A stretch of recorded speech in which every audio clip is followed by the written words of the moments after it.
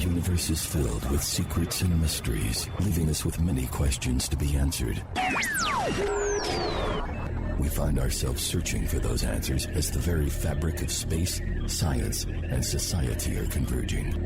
Here, for the first time, these worlds collide. Oh, what are you saying? All you trekkies and TV addicts, don't mean to this, don't mean to bring static. All you Klingons in your grandma's house, grab your backstreet friend, they get loud. Say, Doc, what's the condition? I'm a man that's on a mission, like a scientist. When I'm applying this, Check it out. What's it all about? Now, get busy!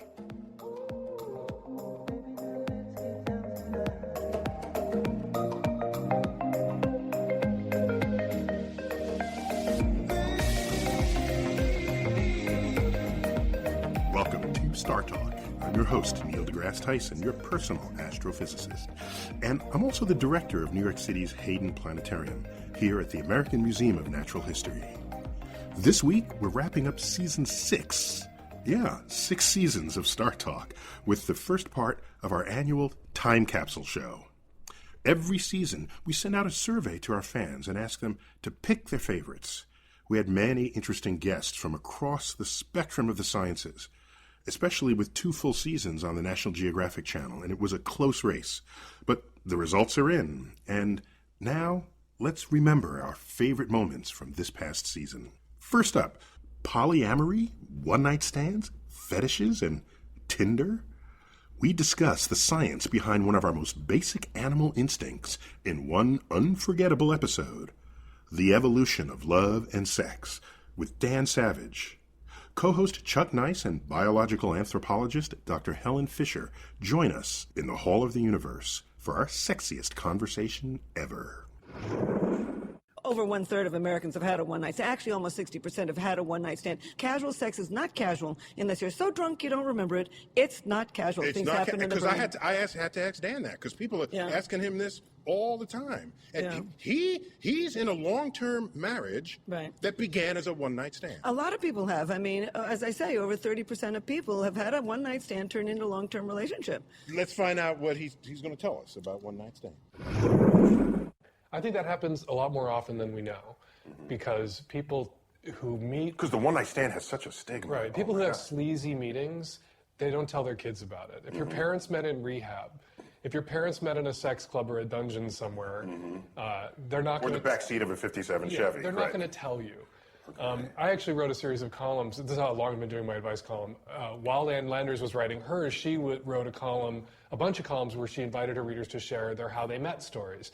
And there were all these meet cute stories. I danced with this boy at a USO, danced during the war, and then we wrote letters to each other all through the war, and then we met. That's a generation who are now full up adults. But they were all like so innocent. All of her stories. And I was just thinking about the people I knew who were in successful, loving, long-term relationships, many of which had really not innocent starts, who had one-night stands like Terry and I did, who met in rehab, who, had a drunken three-way and then fell in love with the guest at the three-way, the third, the spare.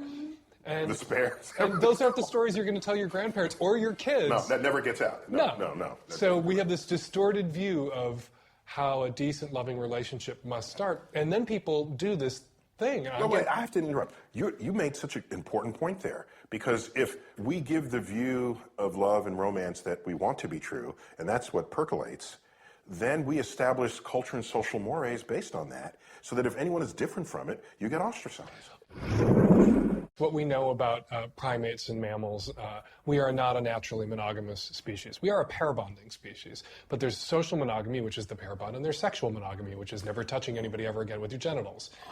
And we are not We've never split that before. No, we need to split it. All of these birds we used to look to and think, why can't we be monogamous like birds? Like the eagles and the... Yeah, certain geese and little birds that would mate. And they would mate for life, and we would measure our failure as humans to live up to the standards set by these damn birds. Well, along comes genetic testing, and we find out that these birds are screwing around on each other constantly. That they are socially monogamous, pair bonded, but they're not sexually monogamous. No primates with testicles our size are monogamous, sexually monogamous. Women, hidden menses. I'm not saying all this to say that people shouldn't go for monogamy if monogamy is something that they want. I'm not saying this to argue that people who made a monogamous commitment have license to violate that monogamous commitment. And of course, that's what headlines would do when they hear a phrase that comes Right. out of your mouth. Right? And they do that. Right. And so my argument then isn't you shouldn't have it, you shouldn't do it. My argument is we should be a little compassionate and understanding about the fact that monogamy is a struggle. Our Star Talk Live shows are an opportunity to engage with our fans and collide science with comedy in an open arena of thought and, of course, humor. You selected Evolution Live with Richard Dawkins as one of your favorite episodes. Recorded at the Beacon Theater, I and my co-host Eugene Merman were joined on stage by none other than Richard Dawkins, my good friend Bill Nye, the science guy, comedian Jim Gaffigan, and comedian Maeve Higgins. So why don't I have wings? Well, that's a very And it would definitely make me better. That's a very good question. I mean, the one thing I do know so far is that I'm the smartest person on this panel. Right? I mean, that's pretty obvious. Because you're wearing glasses. Yeah, it's the glasses. But why don't people have wings, considering everyone wants wings? It's an excellent question, why don't people have wings? They wouldn't be better off with wings. Wings can get in the way. A queen ant has wings, and she flies and gets mated, and then she digs a hole and starts the nest. The first thing she does is bite her own wings off. Oh. Because they get in the way, you don't need wings. Worker ants don't have wings. Ants only grow wings in order to fly to get mated. So I wouldn't want ant wings, but what about regular, like, pretty bird wings? Well, I'll take this one, Richard. okay. So, Yes, Neil? So, you dig us out of this one. yeah, I'll save you on this one, Richard. So, I venture to guess that you... Hold it. You're gonna take over with, I venture a guess. Yeah, I got this one.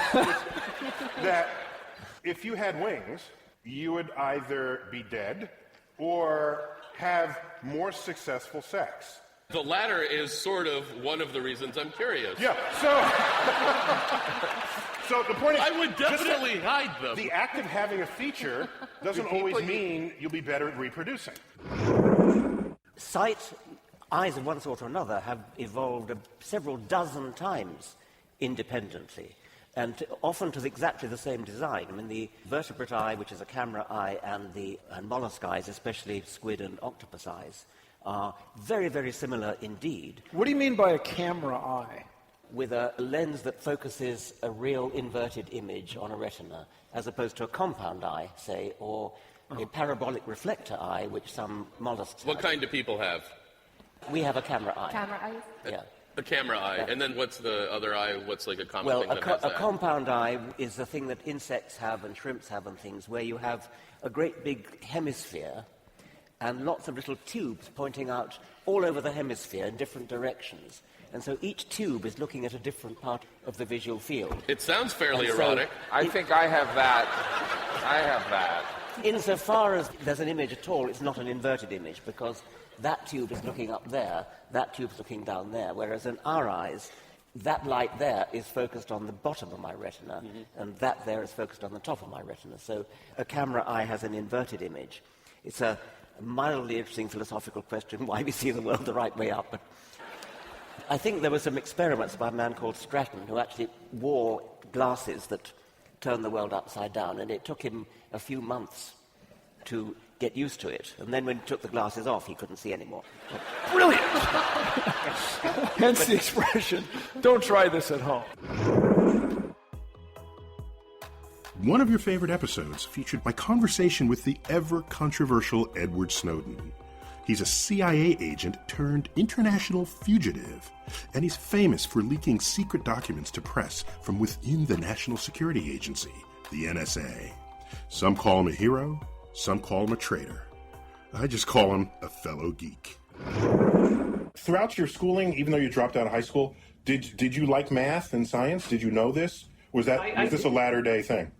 No, I was always fascinated with science, and actually one of the great grievances I have about dropping out of high school early is the fact that I never finished chemistry. I've always loved chemistry. Wait, most people say they never went to their prom. So you're saying this is in the history of the world, the person who drops out of high school regrets not having had chemistry. This is the first time that sentence has never been uttered in the history of the world by a college dropout. If you haven't noticed, I'm a little bit of a nerd. Okay. Okay, so you missed some chemistry there. All right, yeah, but people who are contemplating dropping out, people who are contemplating sort of leaving college early and things like that, and getting a start, they realize, and they may be very correct in going, I don't need this. I can still get through life without it. I can still achieve my goals, and I'm already an expert in sort of the areas where my valuable skills lie. They go, I'm not going to be a chemist. I'm not going to be a physicist. I'm not going to be a linguist. So I don't really need those courses. And they may be right. They may never use algebra again or calculus or something like that. But at the same time, they may find later in life that they're working on a project or their own sort of independent research or exploration, whether it's intellectual or whether it's practical, where had they learned that, there would be some synergy there. They've got holes in sort of their body of knowledge that are very difficult when you're not going through sort of a structured lifestyle path, which is what sort of the university and public education model offers us.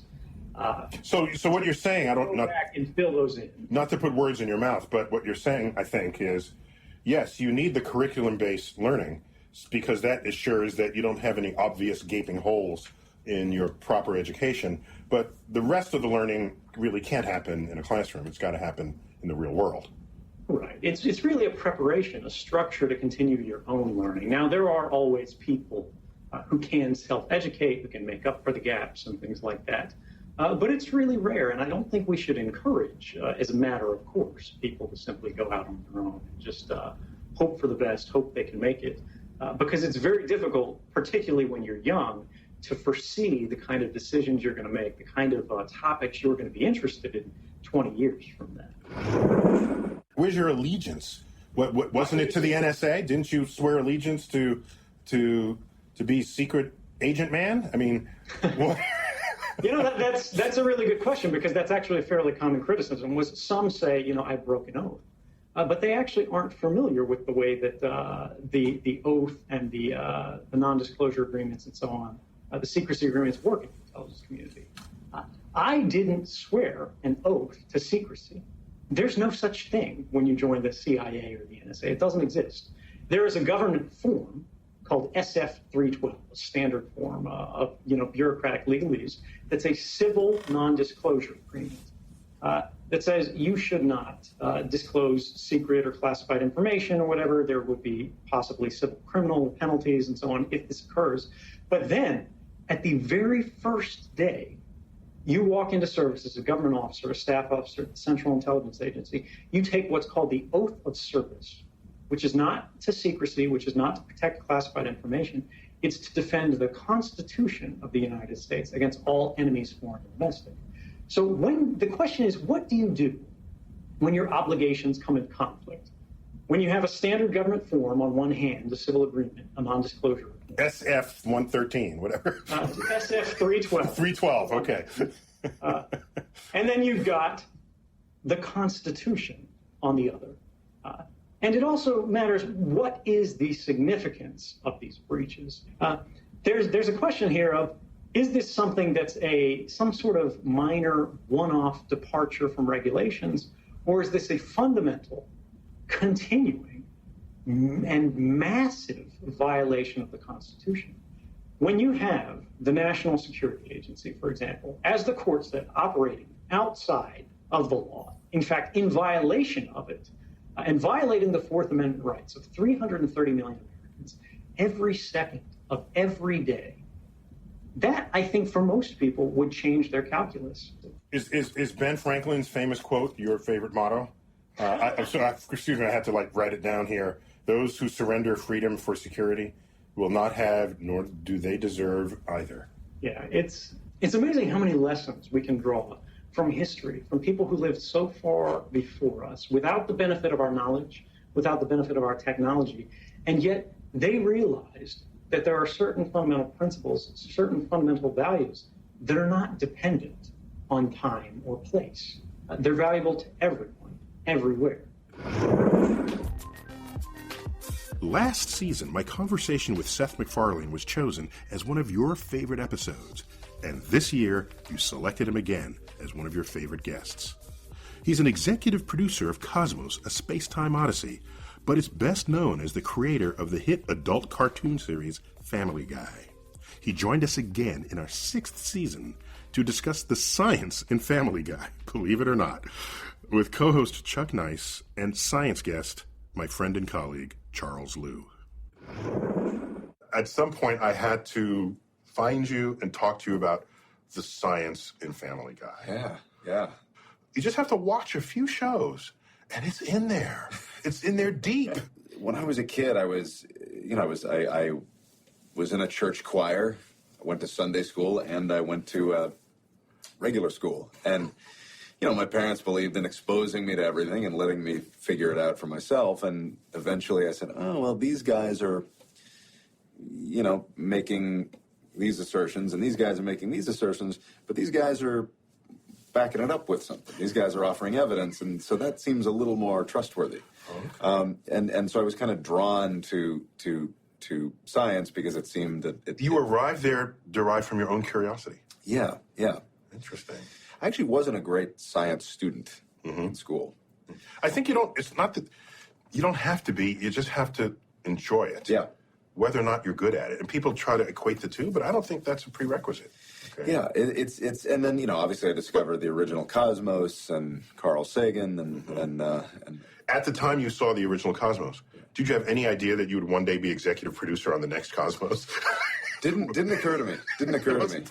It was not something that ever crossed my mind. During your early flatulence humor with Peter Griffin, you're not thinking, I'm going to executive produce Cosmos one day. Yeah.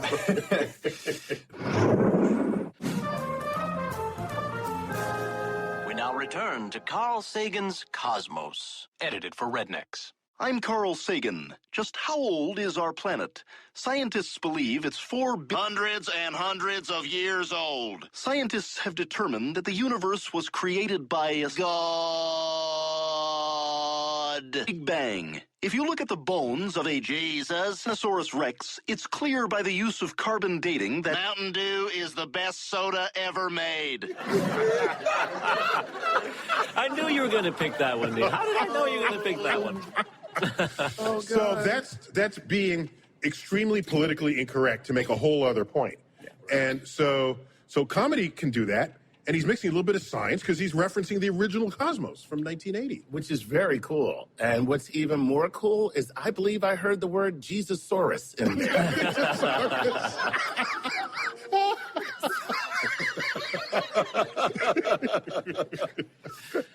Well, I have Seth MacFarlane in my office. I had to ask him directly about that Carl Saganic clip. Let's check it out. Was that you voicing Carl? Are you good, Carl Sagan? That was me doing Carl. You got me hearing little Carl. That was me doing Carl Sagan. Carl Sagan. And he gave him a little turtleneck, so yeah. What we're looking at is the fossil of a Jesusaurus Rex. So they dubbed over. Exactly. They dubbed over. In the beginning, there was the big God. Big Bang. Yeah. So I was on the floor, right? So it meant you knew Cosmos, you cared about Carl Sagan, you cared about sort of scientific truths, of course. And that didn't have to be in there. It's a freaking cartoon, but it was there. And so there were statements being made. And you must be aware of the sort of the political weight that you're voting in these scenes, right? Yeah, that's difficult, I think, for both of us. To walk that line, because you have you're servicing an audience, and at the same time you kind of have a duty to the truth. Mm-hmm. So it's that balance. But at a certain point, I think the truth has to win out. You just have to say, you know what, I'm just going to tell it like it is. Where are we? This is Cohort, Brian. Same year, same time. But in this universe, Christianity never existed.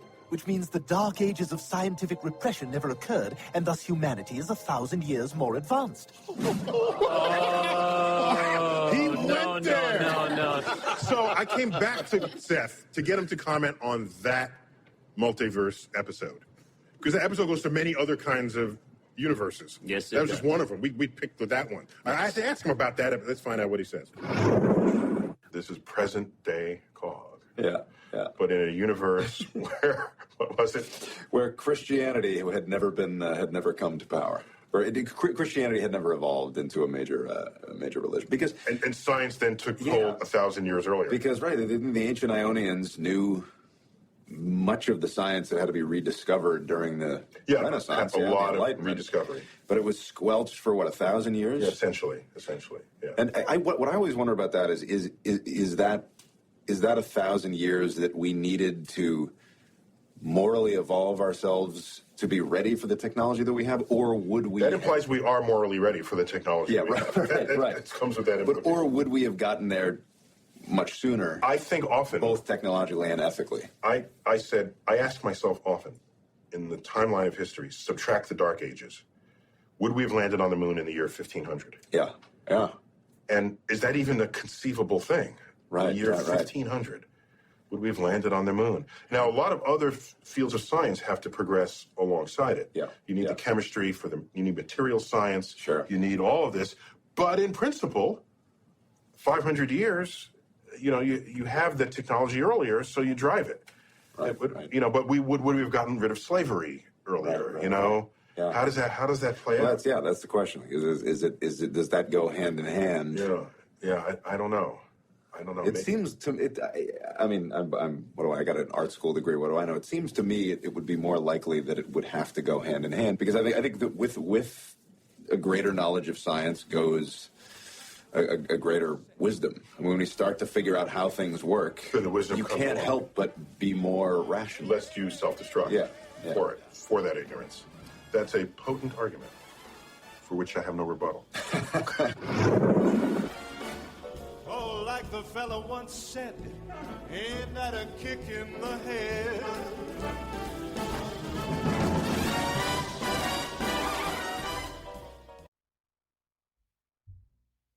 Hey, do you love reading books but find that you never have the time to read them? Well, Audible.com has the perfect solution. Get audiobooks and listen to those books you've been meaning to read while you're on the go. At the gym, during your commute, Audible.com provides over 180,000 titles from leading audiobook publishers, broadcasters, entertainer, magazine, and newspaper publishers, as well as business information providers. Their app is free and it works on iPhones, iPad, Android, and Windows Phone. You can also download and listen on your Kindle Fire and over 500 MP3 players. And unlike a streaming or rental service, with Audible, you own your books, so you can access your books anytime and anywhere right from your smartphone. Audible.com has the great listener guarantee. If you decide you don't like the book you choose, no worries. You can exchange it, any book, anytime that you're not happy with, for another title, anytime, no questions asked. It's the great listen guarantee. Now listen, here's what I want you to do. Just for our listeners, Audible.com is offering a 30-day free trial membership. So go to audible.com/StarTalk today to start your free trial. Again, show your support for Star Talk Radio and get a 30-day trial at audible.com/StarTalk. This is Star Talk. The third planet is sure, and they're being watched by an eye in the sky, and they can't be stopped when you get to the promised land. You're gonna shake that eye's hand. Welcome back to Star Talk. This special time capsule episode is a hodgepodge of your favorite moments from all of Season 6. One of your best-loved shows featured my interview with Baz Lansdorp, founder of the Mars One mission. He's the guy who wants to take humans to Mars and then leave them there. This episode, I'm joined by co-host Eugene Merman and former astronaut Mike Massimino. I also talk with Ryan McDonald, one of the top 100 candidates hoping for a one-way ticket.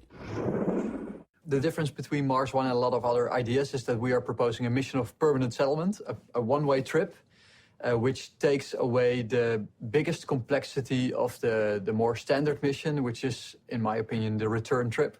I mean, it's hard to get back. That's true. It's hard to launch rockets from Earth. Right. With 100 engineers checking the rocket at the last moment, all the conditions are controlled, let alone launching a rocket from Earth to depart from Mars, flying through space, waiting on Mars for 2 or 4 years, and then launching without any supervision or checks. From my point of view, that's practically impossible, and that's why I came up with the idea of permanent settlement. Now, if you have such ideas, presumably you have a rocket or some way to get to Mars. We're not an aerospace company, so we're not going to build the rocket. We're actually not going to build any system. We try to source them from established aerospace suppliers all around the world, mostly in the US. So you don't have to invent something to do this? No, because it is permanent settlement, there's no new inventions needed. Of course, a lot of design, a lot of testing, a lot of building before we can actually do it, but no new inventions are needed to get humans to Mars and to keep them alive there. So, Mike. Yeah, where do we start with this? Well, what? He says no new inventions. We've been to Mars. Wait, let's back up. Back up. Okay, so it's not like we don't know how to get to Mars. We know how to get to Mars. Right, but he's right as far as coming back is where a lot of the cost is. I mean, Right. and that's what a lot of the danger is. The guys that went to the moon, when they went there, they not only they had to land, but they had to get back. It was another launch that they had from the moon. Mike Collins, I heard him speaking about it, said that when on Apollo 11, he was pretty sure he would be able to come back alive because he didn't have the added complexity of landing and then having to launch. Mike Collins and was come in back. the command module that never landed. Right, he did not land. When Buzz Aldrin and Neil Armstrong on the moon, it was a much different situation for them. And they were worried about the abort light and, did they have to abort before they landed and so on, because once you got there, you had to be able to come back. And it is really risky. He's right about all that. But as far as, but that's kind of the point, is to come back. If you want to come back, that's what you have to do. Yeah, but if you want to come back, you're not signing up for his mission. So you got... All right, okay, fine. Let's go to the next topic. So it's all people who want to go and stay on Mars. Yes. But he wants the people to arrive alive, correct? He didn't say that. No, he wants the people to die halfway and stay there. Now, that I agree with he can do. 200,000 applicants down to 100. Yeah. And guess what? I've got one of those 100 on video call right now. Ryan McDonald. Oh, all right. He's a master's student in physics at Oxford University in the UK. Mm-hmm. And we should throw to him right now. You got him online? There he goes. Hey! Hi. So you're one of the successful candidates. So why did you show up among the 200,000? What special talents did you have? Well, I think principally it's about the mind that you have.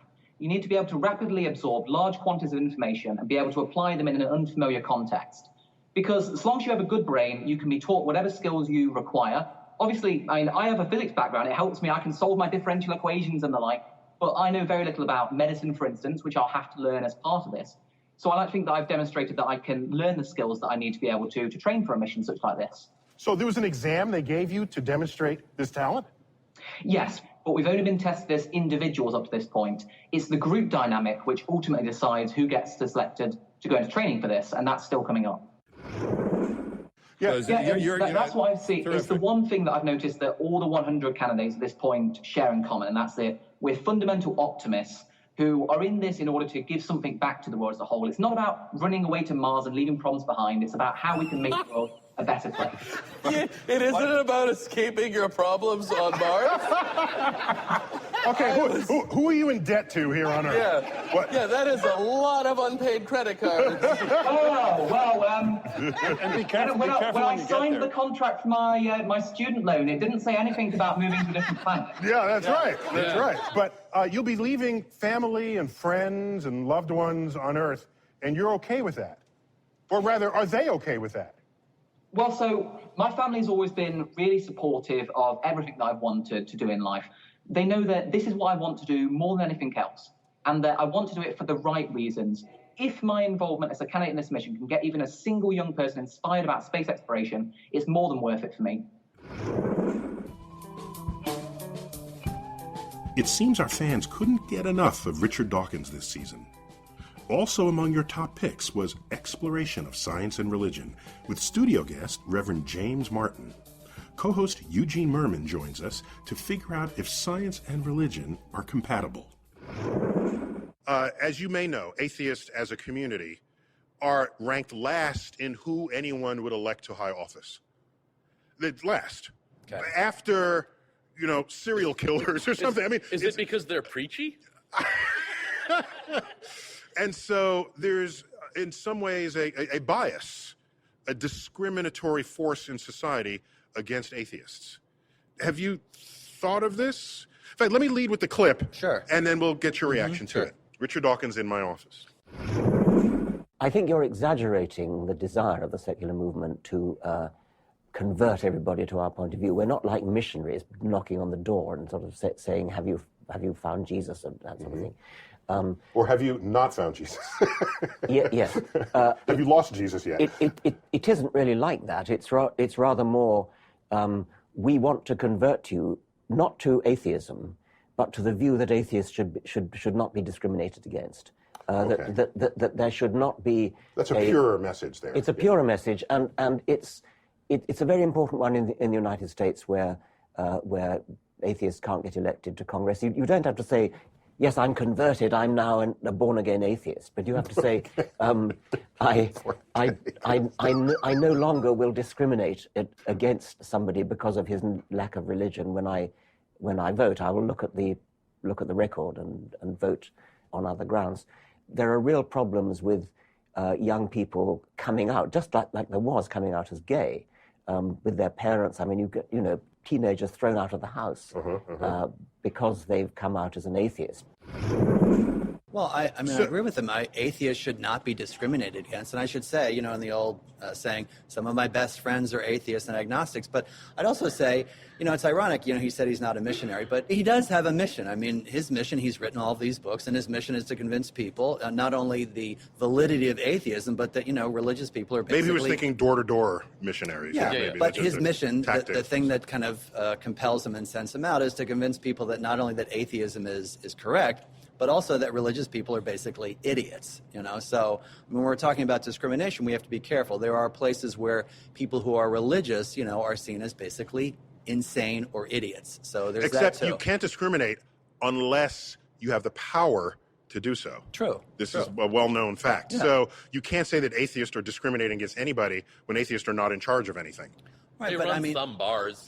Let me say, I'm not going to claim discrimination, but there have been places where I have been, in social situations and public events where people assume, that I am basically an idiot, or I don't believe in evolution, or I don't believe in science, or I'm small-minded, or I'm homophobic, or I'm sexist, or whatever, because I wear a collar, or because I'm religious. So there is that kind of... So they started the conversation with that bias against you. Yeah, okay. And so I do experience that. But then you enlightened them. Right, and I think...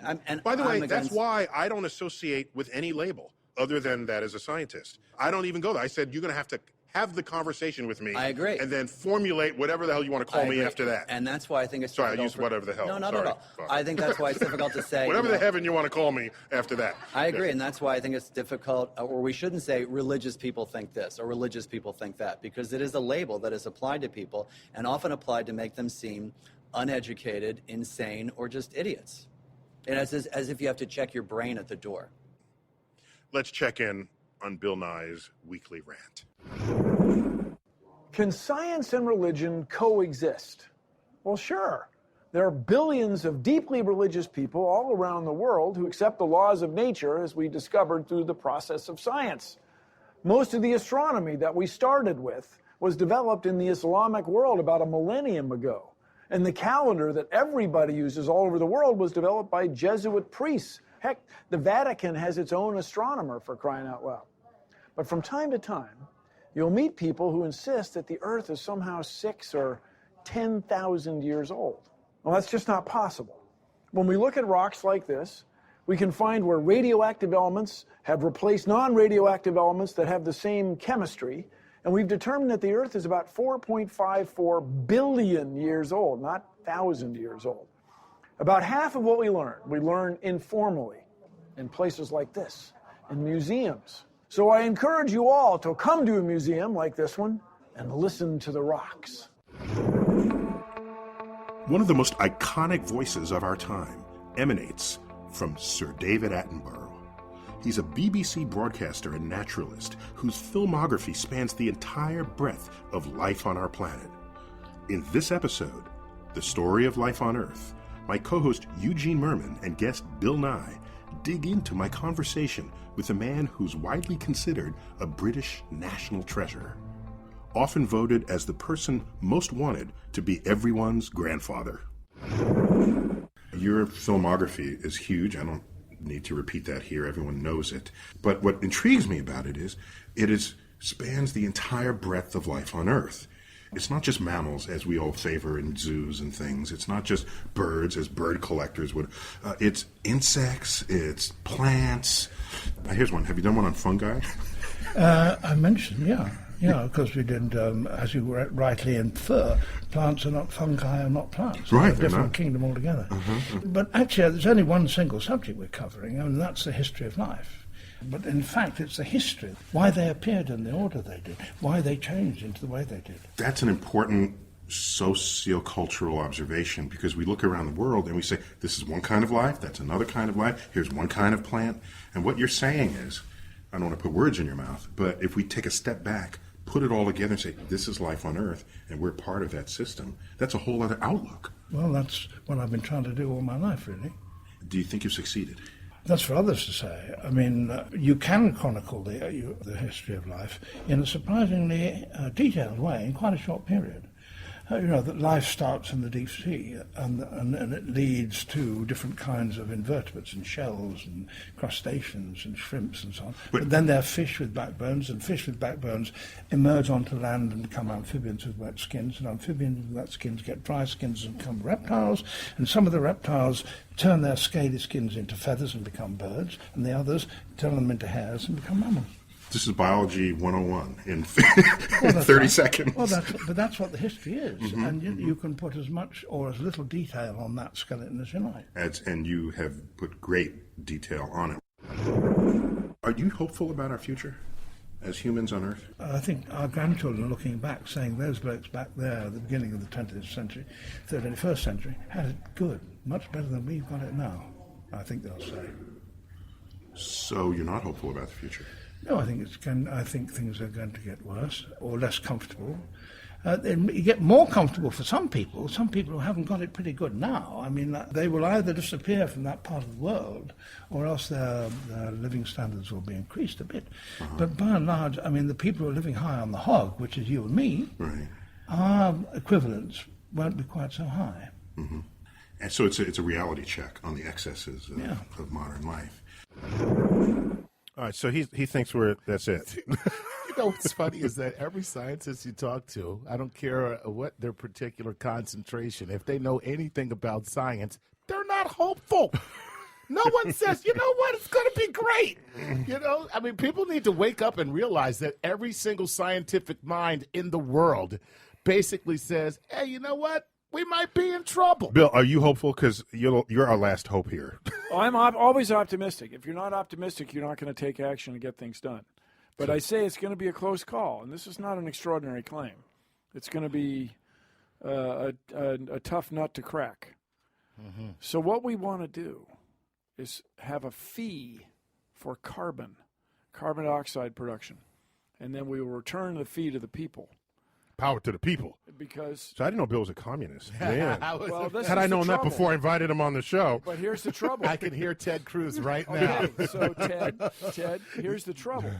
Where's the model for this? Collect using wealth from the public and redistributing it to the people. Well, I don't know. Don't they call that socialism? Yeah, and where is it in the United States? Alaska.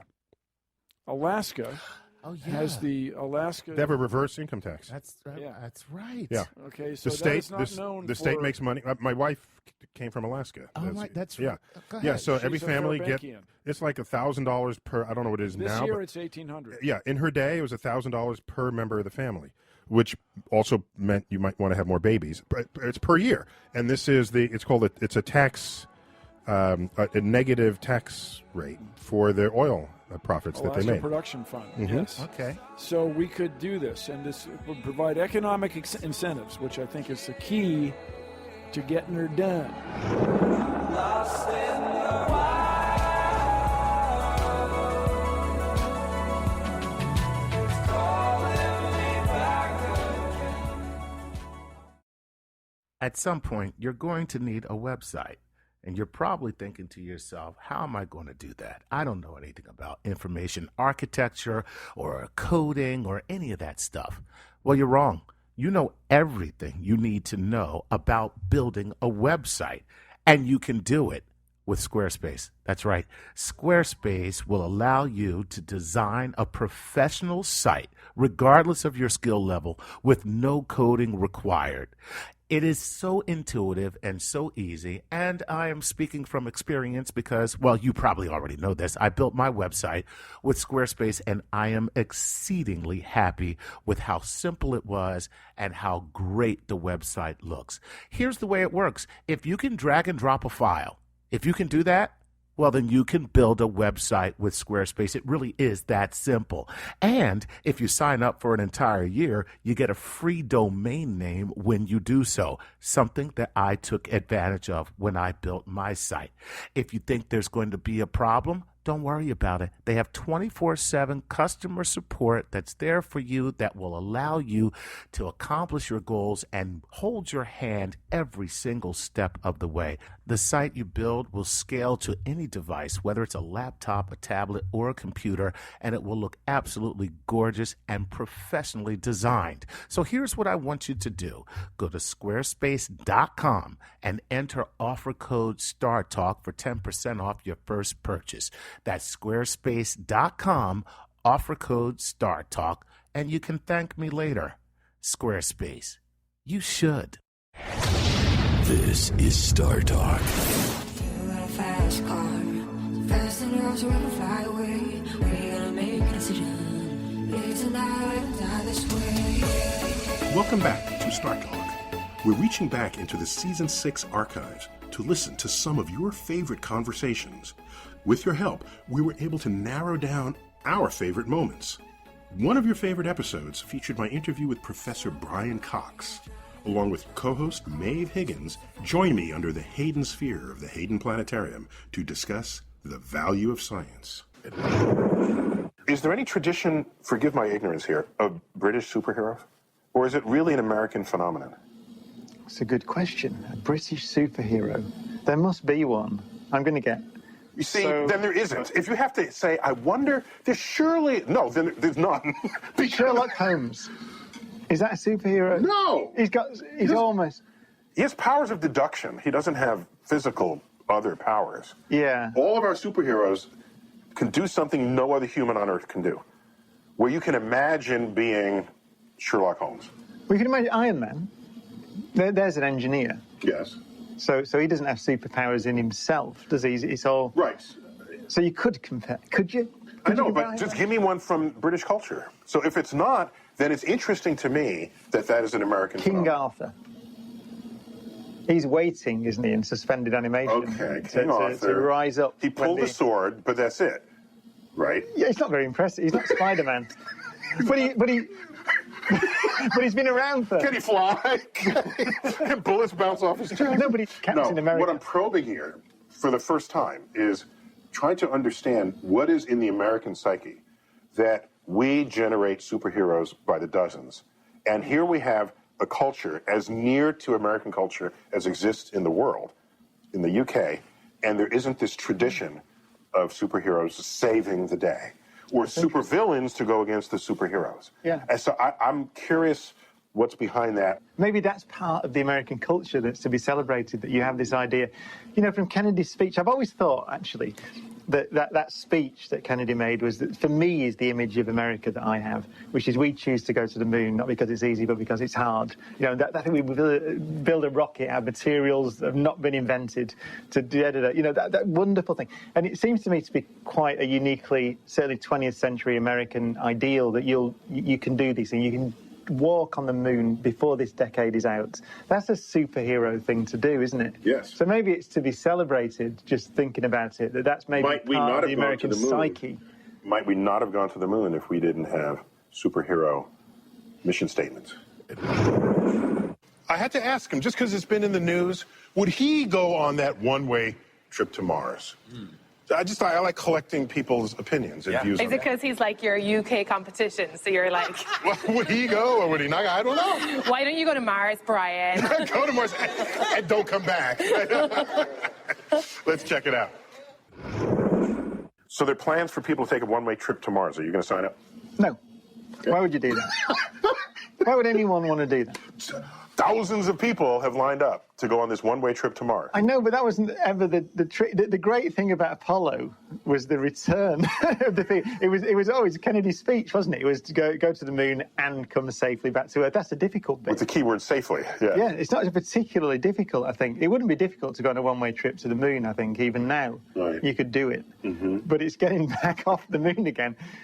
Okay, so it's not as technologically challenging as the full round trip, but the idea of just pitching tent on another planet? It doesn't appeal to me. I don't think there's much to do there. There are very few restaurants on Mars. There are very few. Yeah. So but it is interesting. I mean, and it's interesting that the framework it's a reality TV show essentially. And is that what exploration has become? Is that what we want exploration to be, a reality TV show? I'm not sure. Actually, well, I am sure. I don't think that's what exploration is. You don't want it to be that? No, I don't. I don't want that to be the way that we have to resort to funding, essentially killing a load of people, which is essentially what it is on television. That's really what it is. Is that really the way we want to fund the expansion of the frontiers of our knowledge? I'm not really sure. One of my favorite conversations this season, and indeed your #1 favorite episode according to your votes, was about the future of humanity with the one and only Elon Musk. He's the CEO of SpaceX and Tesla Motors, and is considered to be a real live Iron Man, Tony Stark. Co-host Chuck Nice and science guest Bill Nye, the Science Guy, join me to explore the future of our world with the man who is helping to forge it.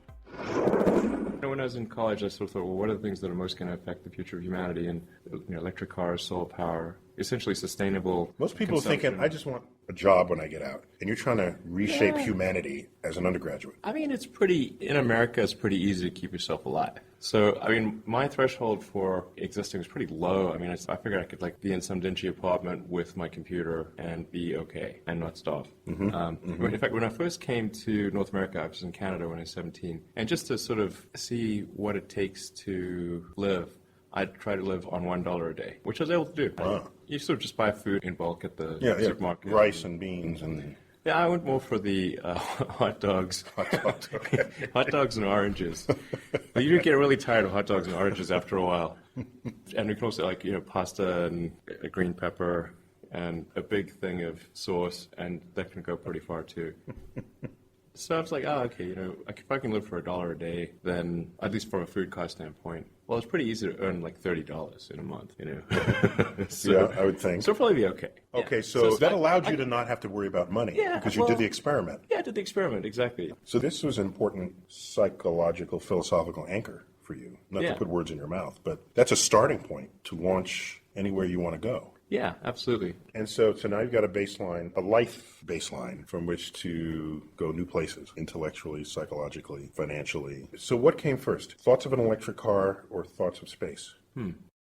When you're starting out in college, like in your freshman, sophomore year, you have these sort of sophomoric philosophical wanderings. And I try to think of, what are the things that seem to me would most affect the future of humanity? There were really 5 things, 3 of which I thought would be interesting to be involved in. The 3 that I thought were definitely positive would be the internet, sustainable energy, both production and consumption, and space exploration, more specifically the extension of life beyond Earth on a permanent basis. And then, although I never thought I'd actually be involved in that. That was simply something I thought that was important in the abstract, but not something I thought I would ever have an opportunity to be involved in.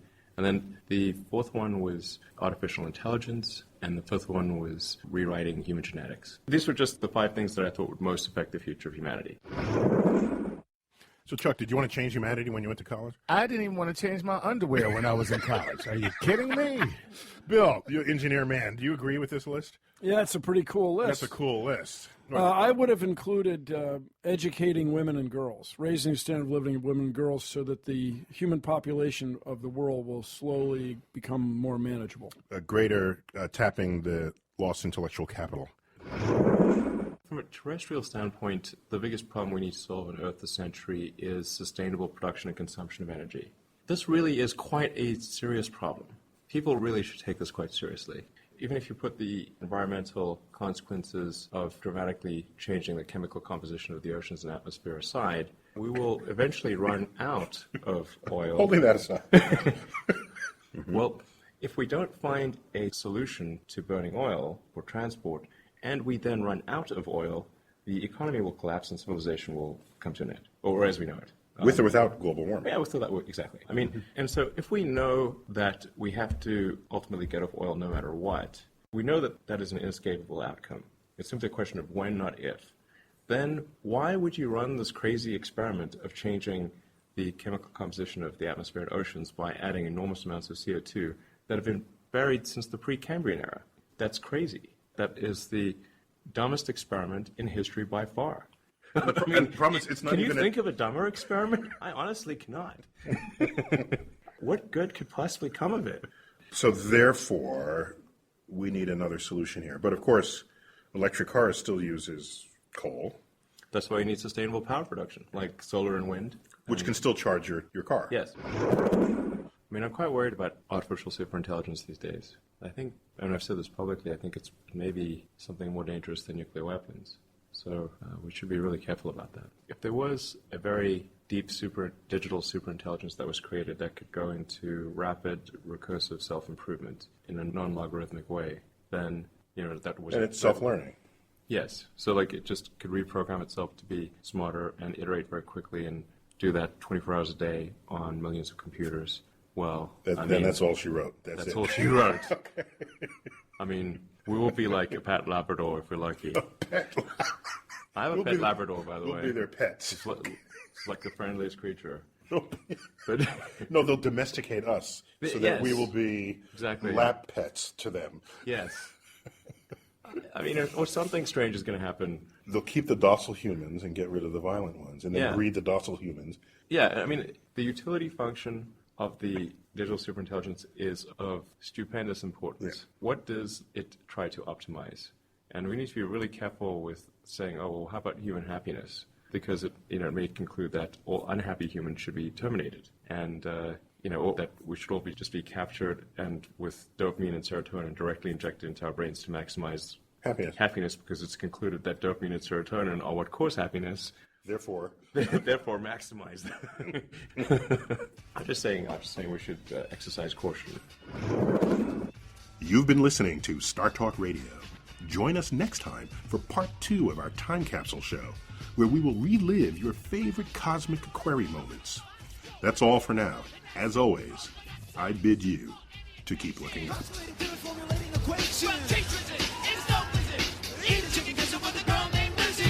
Science like Galileo dropped the orange.